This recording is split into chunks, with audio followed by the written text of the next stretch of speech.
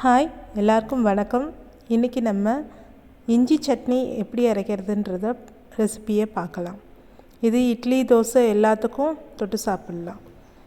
ஒரு கடாயில் நல்லெண்ணெய் ஊற்றி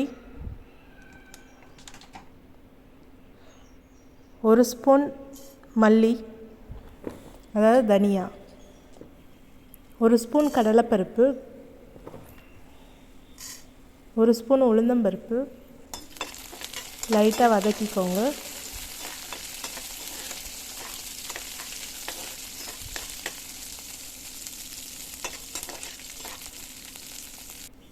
நாலுலேருந்து 5 மிளகாய்த்தூள் எடுத்துக்கோங்க. உங்கள் காரத்துக்கு ஏற்ற மாதிரி எடுத்துக்கோங்க.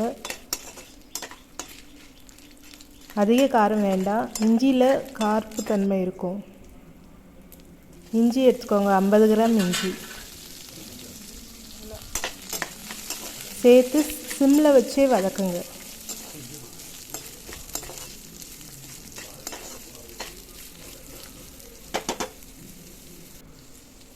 புளி கொஞ்சம் போல் அதையும் சேர்த்து வதக்கிக்கோங்க.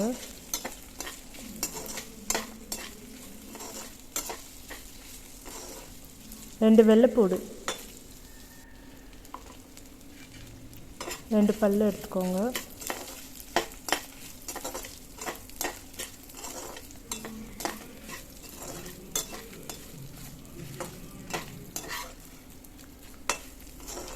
லைட்டாக இளஞ்சிவப்பு வர்ற மாதிரி வதக்கிக்கோங்க. எல்லாத்தையும் மிக்சியில் உப்பு போட்டுக்கோங்க.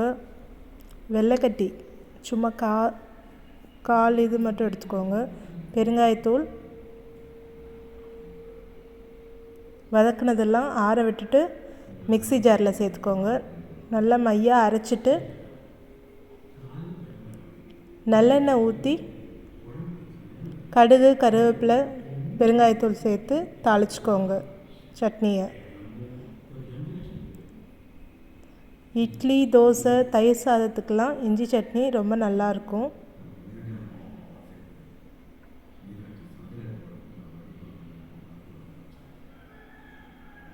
இஞ்சி சட்னி ரெடி ஆயிடுச்சு.